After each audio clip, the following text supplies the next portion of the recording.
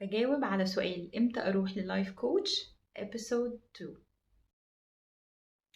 من الحاجات اللي تخليك تروح للايف كوتش هو انك تكون بتمر بتغييرات كبيرة في حياتك، زي انك نقلت في بلد جديدة، نهيت علاقة كانت مؤثرة عليك جامد وبتحاول تتأقلم بعد ما نهيت العلاقة دي، رحت شغل جديد.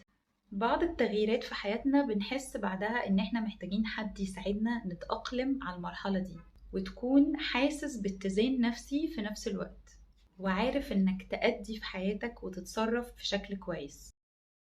حاجة كمان بتحتاج انك تتعامل مع كوتش يساعدك في المرحلة دي، هي انك تكون بتمر بأعباء وضغوطات كبيرة بسبب الشغل، بسبب علاقاتك، بسبب روتين حياتك، بسبب ظروف عائلية.